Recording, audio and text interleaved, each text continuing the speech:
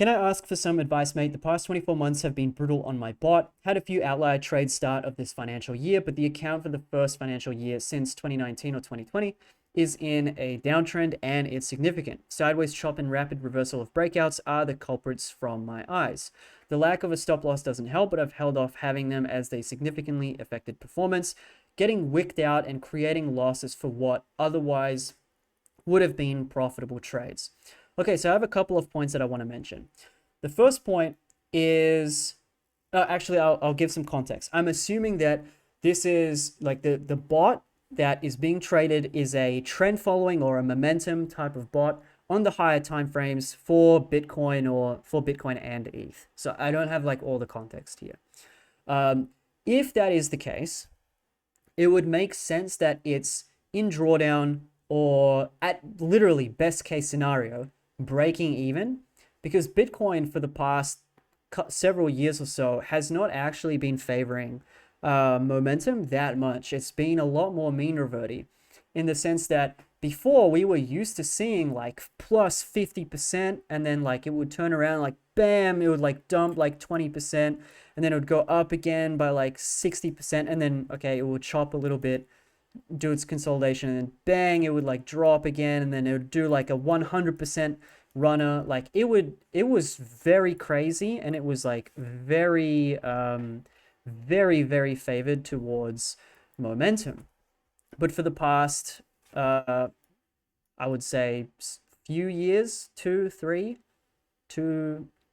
maybe even more than that, we would see price action that looks something like plus 5%, minus 3, plus 7, minus 5, plus 2, minus 3, plus 1, minus 1. Like the volatility of Bitcoin is, it's really starting to go down. Does that mean that we can never have a huge trend again? No, not necessarily. It's just like, there's just a window of time where BTC is just like not as hyper trendy as it was before. So it makes sense that, okay, our drawdown periods for momentum strategies on the higher time frames for Bitcoin are probably gonna be a little bit harder to deal with. So how do we deal with this? So there's two ways. The first way is optimize the existing strategy. And then the second way is we need to build new strategies. I'm going to start with this first because this requires innovation. This requires a lot less creativity and innovation. So the first thing, if you haven't already, the most immediate thing that I would do is look into those breakout trades and see the windows of time. Try to get a better definition of sideways chop. Because right now, this is the way that this environment is being described with just two words, sideways chop. If you get more specific with it, like during the windows of time where BTC has crossed the 30 moving average more than 10 times in the previous 200 candles, after that point for the next 200 candles after that, my win rate significantly drops and my performance gets affected. So basically what I'm saying is try to get clearer definitions on the sideways chop and try to see if there's any way that you can possibly optimize your current strategy to reduce drawdowns. So like, yes, you're still going to go through drawdowns, but how can we make those drawdowns a little bit like slightly less worse? So we're still sucking, but it's like sucking slightly less. That's what I mean. So the first approach that you could take is trading the same strategy, but on multiple time frames. This is actually what I did from 2019 all the way until 2021. I was trading multiple momentum strategies across multiple time frames on BTC and ETH simultaneously, because when you're trading multiple time frames of the same strategy, you basically smoothen out the equity curve, you're not increasing the P&L, you're just reducing the variance. You're just reducing the variance of that P&L. So I would look at, because the main idea here isn't like, oh, I have this very hyper specific, customized moving average paired with some volume weighted blah blah blah indicator, and this helps me catch breakouts. Like, no, the strategy from a bird's eye view is when it's trending, it's making money. When it's ranging, it's losing money. If you think about it in terms, like in those simple terms, it's going to make things a lot easier. Therefore, it's not the strategy itself that matters, like the specific rules of the logic for the strategy, like, oh, it needs to enter after like 2 candle closes after the moving average crossover, or it needs to market buy after 1 candle closes through the previous day's high or the previous week's high, something like that. Like that stuff doesn't matter as much. What matters is how you define this sideways chop, because the clearer definitions that you can get on what does chop mean and what does trend mean, and at what points does the quality of the chop start to go down, and at what points does the quality of the trend start to go down. So what I'm talking about is if we have trend and then it starts to chop and then it starts to trend, at how do you define this, and how do you, actually I'll use a different color. How do you define this? How do you define this? And then how do you define this? And then here's another important part. What are the core recurring themes somewhere over here? And note, you're never going to get it perfect.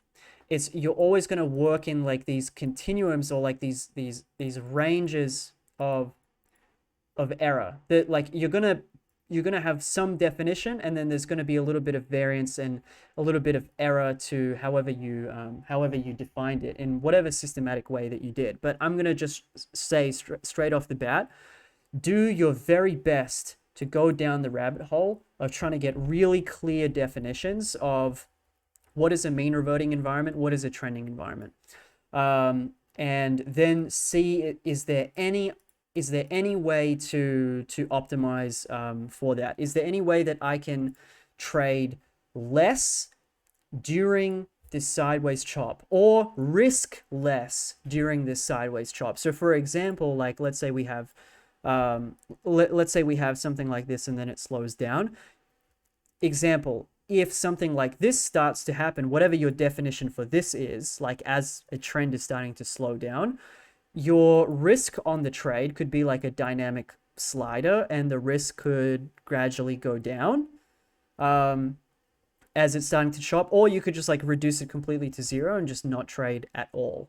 And if it just starts to trend again, then you re-enter and you turn the strategy, sorry, not re-enter, you turn the strategy back on after a bit of a delay.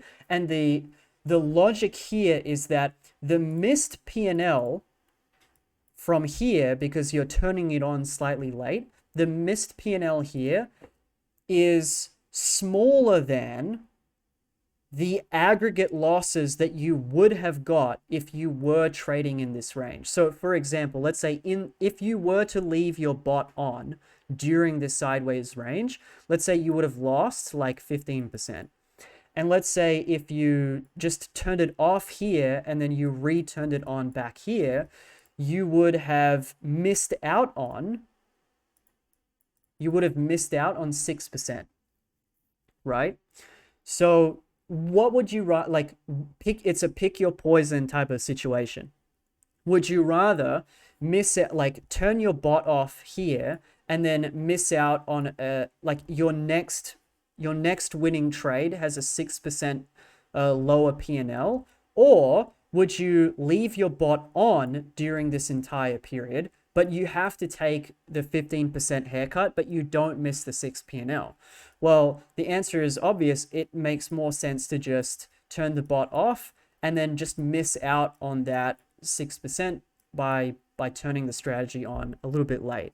It is a little bit of a complex complex rabbit hole to go down, but that is the very first thing that I would start, because this is likely going to have the highest ROI on your trading as a whole, as in like, because the better that you get at defining conditions, the better your P&L as a whole, like, or your skill level as a whole, will go up. So I'm going to start with that.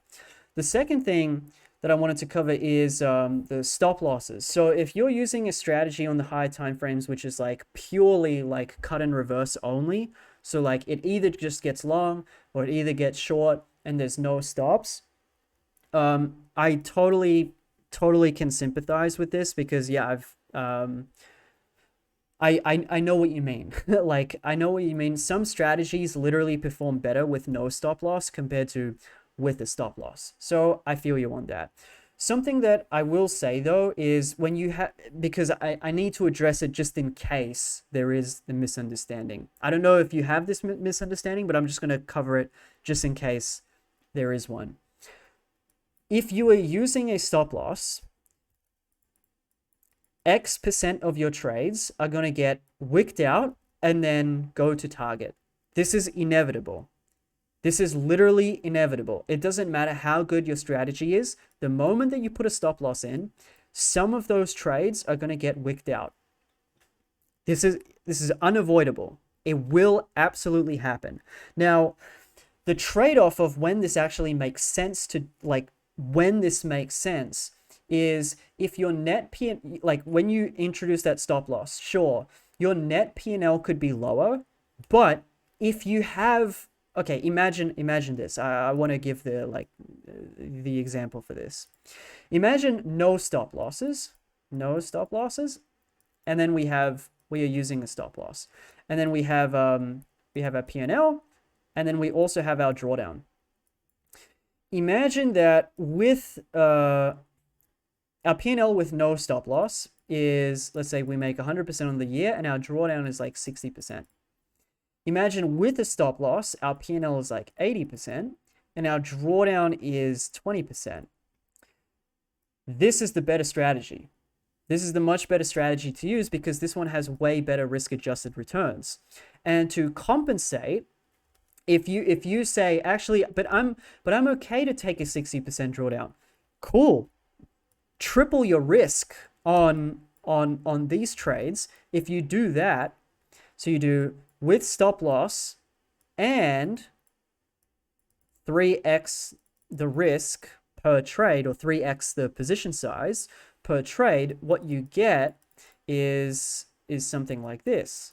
So you're mimicking the drawdown, but you get way bigger P&L. So whenever you introduce a stop loss to any system, like when you're looking at the performance of a system which doesn't use a stop loss, and then you introduce the stop loss as well, naturally you can expect to have a lower P&L because of the thing that you just mentioned. But the thing that you really want to double check is you want to double check its drawdown, because if it has, like, if you can compare the drawdowns as well and you mimic it to match that of your original strategy, then you can compare the real risk-adjusted returns, and then you can see is the risk-adjusted returns of using a stop loss actually better? Yes or no? And you're also going to have to take into consideration slippage and fees, because normally when you have a stop loss, you're gonna get slipped a little bit higher. Oh, but to be honest, if you're trading on higher time frames, then maybe and if you're not trading like that frequently, maybe slippage won't be like that big of a deal. But yeah, I see this as I don't have enough data problem.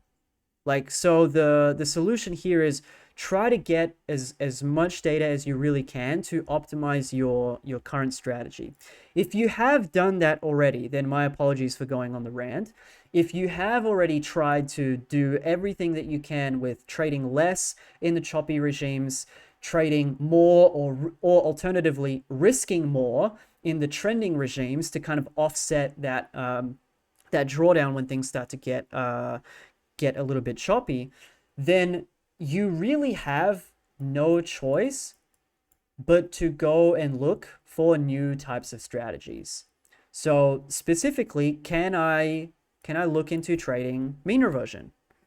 How would that look like if I was to look into trading mean reversion? Because if you build something profitable that can trade mean reversion, that's definitely going to offset your drawdown that you experience during the sideways P&L. And then when things get trending again, if you're really familiar with the momentum favored environment, that's when you just completely turn the mean reversion stuff off. Or like you might turn it off a little bit late, take a little bit of a hit with the mean reversion, but but you're like printing on the momentum side of things. So it's a little bit of a juggling act, but nonetheless, if you've already done optimization, the next immediate step is new. You have to go and look into new. So you're going to either have to build new strategies or build new methods to discover edge. Also, bonus points. So if this is a bot that you have built by yourself, and you have coding experience or software engineer, like you have experience with like creating software, this is an absolutely fantastic type of skill to have.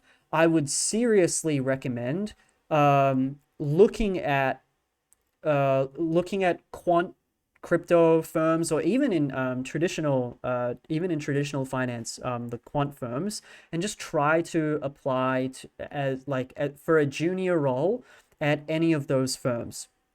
Even if you don't get in, worst case scenario, you'll get and even if you don't even apply, just the act of looking at those roles, like at those job listings, you'll get a better understanding of what is actually required to break into like this line of work. Because if you're going to be like, if you're serious about this line of work, you have to think all the way to the end game, and the end game is you're at a firm or you run a firm, right? Like you either own an institution or you work for one, right? Like the best players in this game, they are institutions. They are not standard retail traders, like hands down. And the gap between institution and retail, it is enormous. It is enormous. It is absolutely enormous. So it is within your best interest that, like, if you're really serious, like if you're really serious about this line of work, go all in. Go start looking for junior roles at quant shops, prop firms, etc. Even if it's not a trading role, like, it doesn't matter. It could be like a research role. It could be like an IT role. You could just be like fixing like front end type stuff for some team, something like that.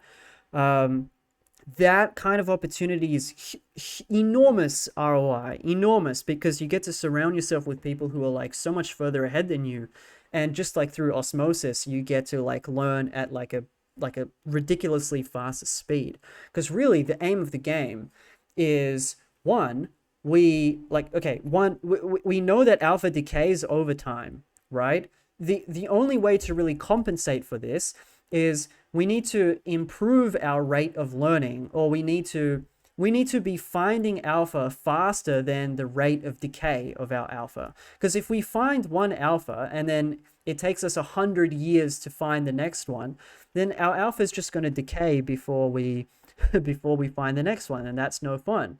But yeah, if you are improving faster than the rate of decay, then they kind of like, if you're improving by this much and you are decaying by that much, these two cancel out, and then you are still net positive with like how much you're actually improving your edge. And when I say edge, I'm not talking about trading edge. I mean like your edge of generating cash, right? Because what is trading? Trading is just a job which generates cash.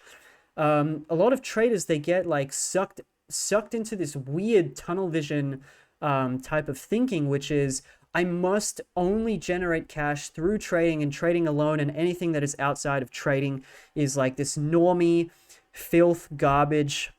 and only trading is cool, and that's such limited thinking. And it's like this type of thinking, I've seen it only exist in like like crypto Twitter, where there's like this ego or status game where it's like, oh, I have to be you're only allowed to make money from doing literally the hardest thing in the world, which is trading, and you're not allowed to make money from anything else. It's like that it's ridiculous. So yeah, to sum this up, this is what I would say, like order of priority. Short-term fixes. Short-term. How can I optimize the current strategy some more? How do we do that? We get clearer definitions on what is a mean reverting environment, what is a trending environment. Can we reduce the variance of the strategy or the portfolio by trading multiple correlated strategies, just to reduce the variance just a little bit? Can we look into same strategy, same time frame? Can we look into same time frame, similar strategies? And then the next step is regarding the stop loss. Is there when you say worse performance, is it just net P&L is worse, or is it risk adjusted return that is worse? Because we can expect net P&L to go down if you start introducing a stop loss for like the higher time frame systematic type of trading. But yeah, if using a stop loss gives you lower P&L but higher risk adjusted returns, then use the stop loss, but you just crank up the risk on those trades to compensate whatever your risk profile is. So you can match the drawdown, but you have a higher net P&L. If you've done all of that, then it's time to look into new alpha. So how do we build mean reversion strategies, like go down that rabbit hole? Is there funding arbitrage things that you can do? Is there any other types of arbitrage that you can do? Do you have a system for discovering alpha? That's another thing. If you don't have a system for discovering alpha or for searching for new alpha, that also could be a problem. And the process is just this.